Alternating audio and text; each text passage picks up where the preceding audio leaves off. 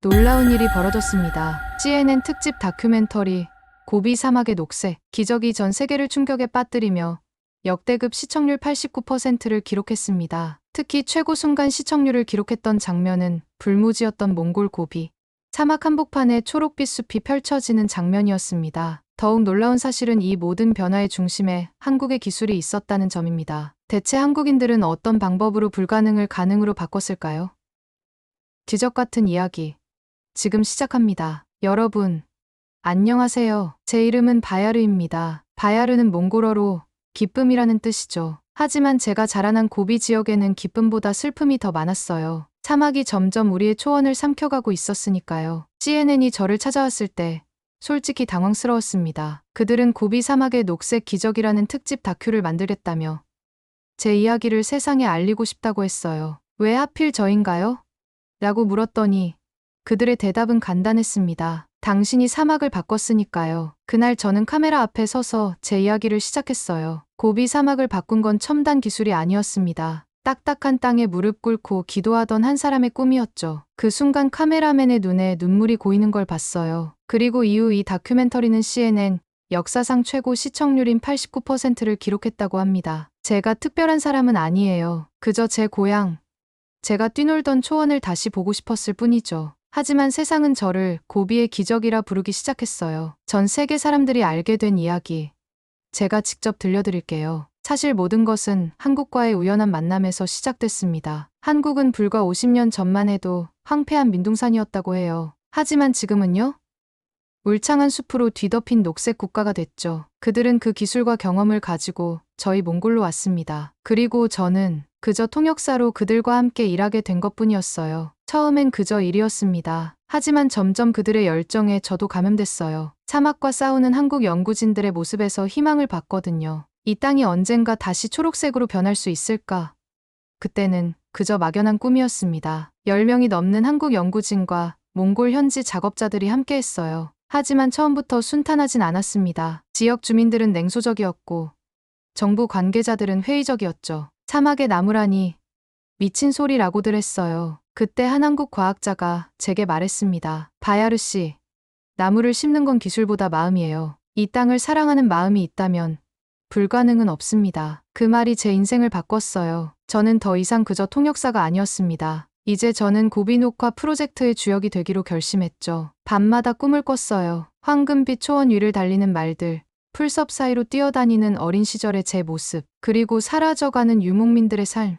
그 꿈을 현실로 만들기 위해 저는 한국 연구진과 함께 불가능에 도전하기 시작했습니다. 그리고 그것이 지금 여러분이 CNN을 통해 보게 된 고비 사막의 녹색 기적의 시작이었죠. 제 어린 시절은 초원의 무한한 자유와 함께했어요. 게르에서 자라면서 아침마다 일어나 푸른 초원을 달리는 건 일상이었죠. 엄마는 저를 초원의 딸이라고 불렀어요. 하지만 10살이 되던 해 모든 게 바뀌기 시작했습니다. 처음에는 몰랐어요. 단지 날씨가 더 건조해지고 풀이 예전만큼 높게 자라지 않는다는 것만 느꼈을 뿐이죠. 아버지의 얼굴에 생긴 주름이 점점 깊어져 갔어요. 바야르, 이제 우리 양들이 먹을 풀이 부족해. 12살 때 처음으로 사막화라는 단어를 배웠습니다. 학교 선생님께서 설명해 주셨죠. 기후 변화로 고비 사막이 점점 확장되고 있단다. 그날 집에 돌아와 창밖을 보니 우리 게르 주변의 초원이 갈색으로 변해가고 있었어요. 눈물이 났습니다. 15살이 되던 해 우리 가족은 결국 도시로 이주해야 했어요. 더 이상 유목민으로 살 수 없었거든요.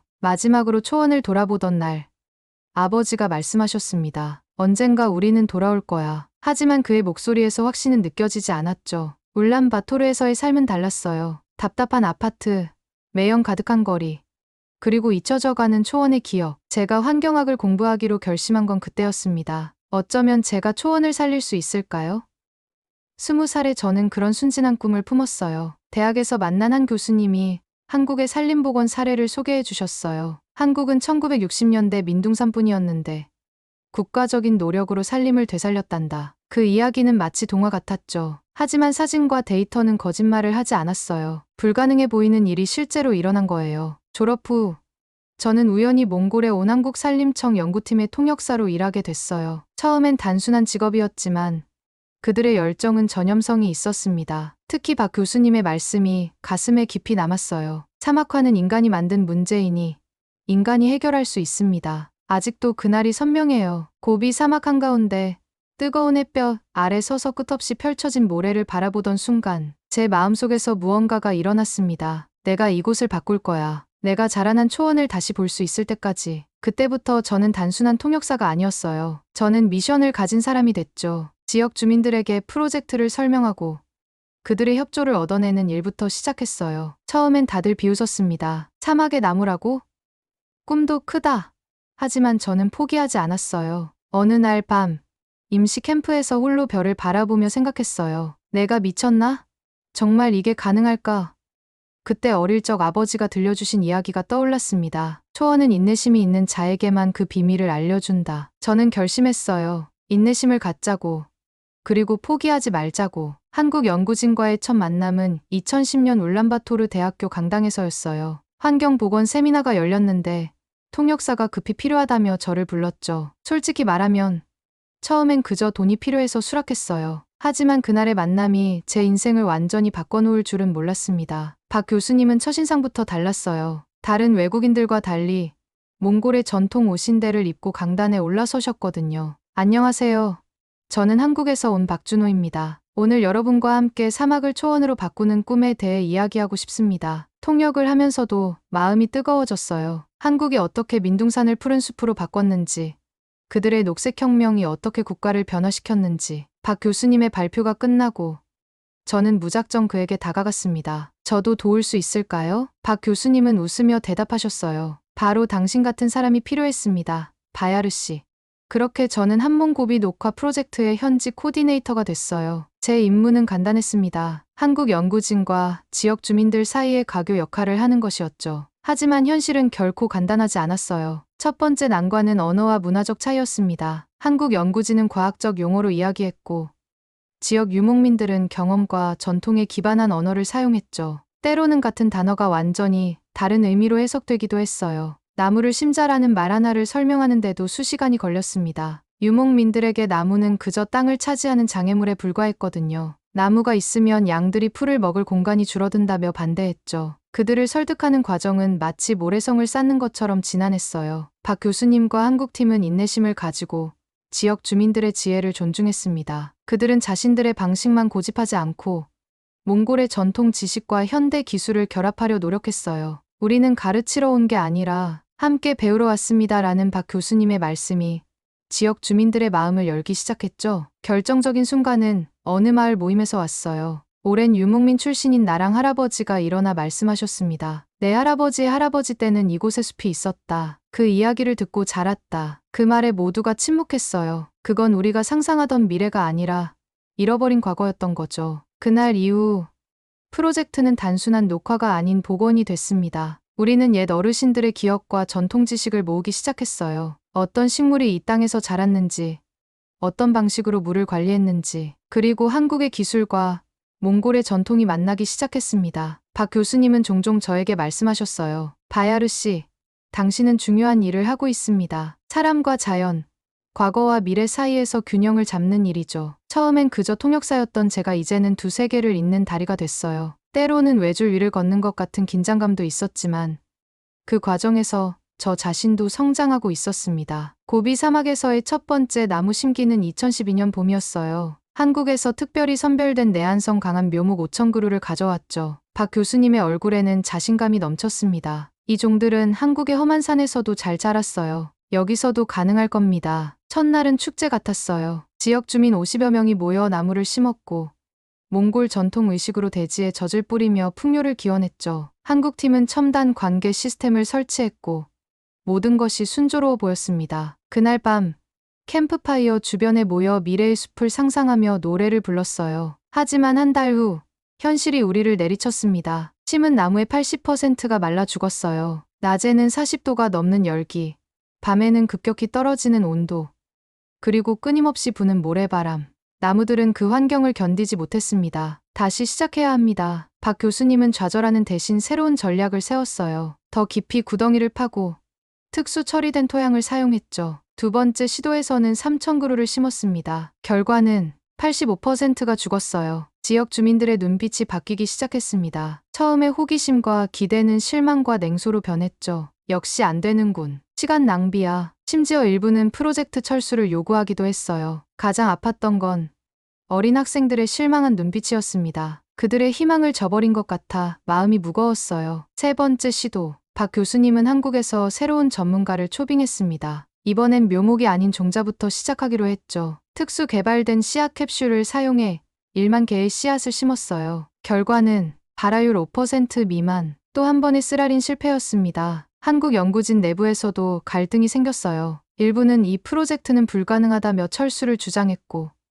다른 이들은 더 시간이 필요하다고 했죠. 저는 그 사이에서 누구의 편도 들 수 없었어요. 모두가 자신의 방식대로 옳았으니까요. 네 번째 시도 전날 밤, 저는 홀로 사막에 나가 앉았습니다. 쏟아지는 별빛 아래 끝없이 펼쳐진 모래 언덕을 바라보며 눈물을 흘렸어요. 정말 불가능한 일을 시작한 걸까?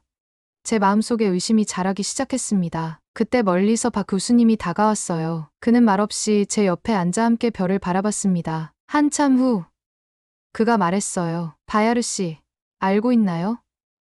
한국의 산림 녹화도 처음엔 실패의 연속이었어요. 하지만 우리는 포기하지 않았죠. 하지만 여기는 한국이 아니에요. 고비 사막이에요. 제가 절망적으로 대답했습니다. 박 교수님은 잠시 생각에 잠긴 듯했어요. 그리고 조용히 말했습니다. 그렇기에 더 의미가 있는 거예요. 우리가 여기서 성공한다면 전 세계 사막화 지역에 희망을 줄 수 있습니다. 그날 밤 우리는 완전히 새로운 접근법을 논의했어요. 기존의 방식을 버리고 고비 사막만의 특성에 맞춘 전략을 개발하기로 했죠. 하지만 마음속 깊이 저는 여전히 의문이 있었습니다. 과연 우리가 할 수 있을까? 다섯 번째 시도 전, 제가 심은 작은 묘목 하나를 발견했어요. 모든 가능성에 반해 그 작은 나무는 살아남아 새순을 틔우고 있었습니다. 100번의 실패 끝에 찾은 한 줄기 희망이었죠. 그리고 그것이 우리의 모든 것을 바꾸게 됩니다. 그 한 그루의 살아남은 나무는 우리에게 중요한 실마리를 줬어요. 왜 이 나무만 살아남았을까?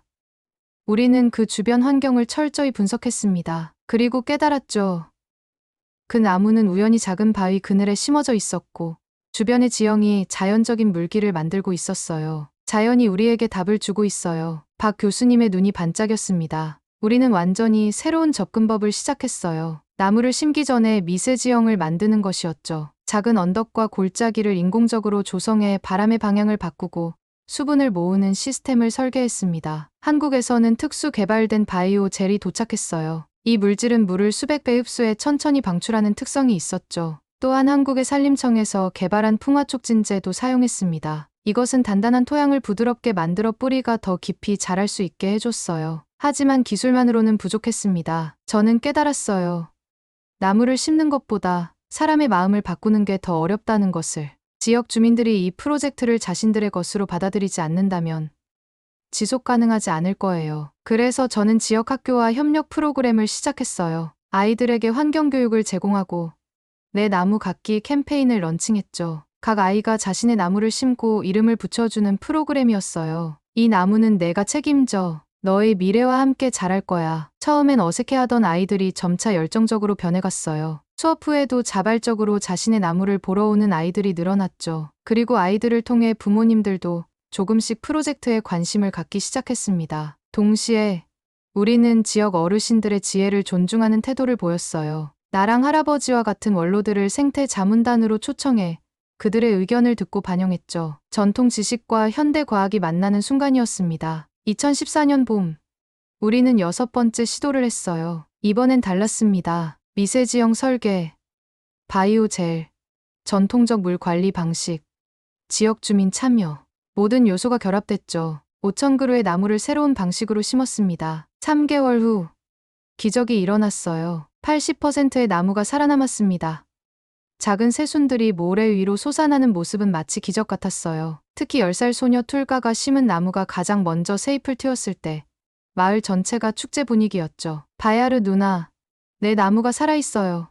툴가의 환한 미소를 잊을 수 없어요. 그날 어린아이의 손으로 심은 나무 한 그루가 고비 사막의 운명을 바꿨다고 해도 과언이 아닙니다. 성공의 소식이 퍼지자 주변 마을에서도 관심을 보이기 시작했어요. 우리 마을에도 나무를 심어주세요. 프로젝트는 점차 확장되었고 한국 정부와 국제기구의 추가 지원도 이어졌습니다. 박 교수님은 자주 말씀하셨어요. 바야르 씨, 이제 시작일 뿐입니다. 진짜 도전은 이 나무들이 숲이 될 때까지 관리하는 거예요. 그 말씀대로 우리는 장기적인 관리 시스템을 구축했습니다. 지역 주민들이 직접 나무를 관리하고 수익을 얻을 수 있는 모델을 개발했죠. 이제 희망이 싹트기 시작했어요. 고비 사막의 작은 지역에 초록색 점들이 늘어나기 시작했습니다. 그리고 그것은 단순한 나무가 아니었어요. 미래에 대한 희망이었죠. 나무들이 자라면서 놀라운 변화가 일어났어요. 첫 3년 동안은 변화가 미미했지만 4년차부터 눈에 띄게 달라지기 시작했습니다. 초기에 심은 5,000그루의 나무 중 약 4,000그루가 살아남아 자라고 있었죠. 그리고 우리는 매년 더 많은 나무를 심었어요. 가장 먼저 눈에 띈 변화는 지표면 온도였어요. 나무가 있는 지역은 그렇지 않은 곳보다 낮 최고 온도가 58도 낮았습니다. 그늘이 생기고 증발량이 줄어들면서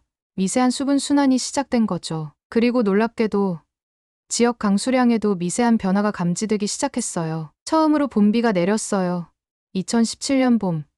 나랑 할아버지의 흥분된 목소리를 아직도 생생히 기억합니다. 내가 어릴 적에는 고비에도 봄비가 내렸는데 수십 년간 없었던 일이야. 물론 한 번의 비가 모든 것을 바꾸진 않았어요. 하지만 그것은 시작이었습니다. 나무들이 만든 미세 기후가 조금씩 효과를 보이기 시작한 거죠. 더 놀라운 변화는 생물 다양성이었어요. 나무들 사이로 작은 초본식물들이 자라나기 시작했고 오랫동안 보지 못했던 곤충들이 돌아왔습니다. 어제 나비를 봤어요.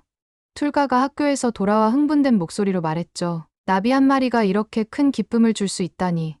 도시 사람들은 이해하기 어려울 거예요. 하지만 우리에게는 희망의 상징이었습니다. 2018년 우리 프로젝트 지역의 작은 새들이 둥지를 틀기 시작했어요. 박 교수님은 눈물을 글썽이며 말씀하셨죠. 생태계가 회복되고 있어요. 이건 정말 기적입니다. 새들이 씨앗을 물어오면서 자연스러운 식생 회복도 가속화되었습니다. 땅이 변하자 사람들도 변하기 시작했어요. 처음엔 냉소적이었던 주민들이 이제는 자발적으로 나무 관리에 참여했습니다. 매주 토요일마다 나무 돌봄의 날을 정해 마을 사람들이 함께 모였죠. 나무 주변의 잡초를 제거하고 물을 주고 상태를 체크하는 일이 공동체 활동이 됐어요. 특히 인상적이었던 건 젊은이들의 변화였습니다. 이전에는 도시로 떠나기만 기다리던 청년들이 이제는 마을에 남아 프로젝트에 참여하겠다고 했어요. 우리 마을이 특별해졌어요. 이제 여기서 미래를 만들고 싶어요. 20살 바트볼드의 말에 마음이 뭉클했습니다. 2019년 우리는 숲 경제 프로그램을 시작했어요. 단순히 나무를 심는 것에서 더 나아가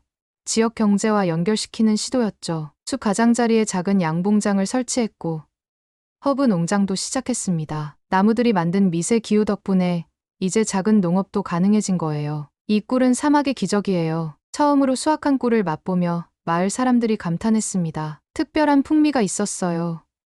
고비의 강인함과 새로운 희망이 담긴 맛이랄까요. 우리는 이 꿀을 고비의 눈물이라 이름 짓고 작은 브랜드를 만들었습니다. 프로젝트의 소식이 퍼지면서 국내의 관심도 높아졌어요. 몽골 정부가 공식 방문을 왔고 국제 환경단체들도 우리 사례를 연구하기 시작했습니다. 2020년 CNN이 특별 다큐멘터리를 제작하겠다고 연락해왔을 때는 정말 놀랐어요. 변화는 숫자로도 나타났습니다. 프로젝트 지역의 평균 습도는 5% 증가했고 여름 최고 온도는 7도 감소했어요. 토양 분석 결과 유기물 함량이 점진적으로 증가하고 있었죠. 과학자들은 이런 변화가 티핑 포인트에 가까워지고 있다고 말했어요. 자연이 스스로 회복하기 시작하는 지점 말이죠. 하지만 제게 가장 의미 있는 변화는 사람들의 눈빛이었어요. 절망과 체념이 희망과 자부심으로 바뀌었습니다. 어느 날 나랑 할아버지가 제게 다가와 말씀하셨죠. 바야르, 내가 해낸 일은 단순히 나무를 심은 게 아니야. 우리 영혼에 희망을 심은 거지. 그 말씀을 들으며 깨달았어요. 이 프로젝트는 단순한 환경 복원이 아니었습니다. 공동체의 재생이자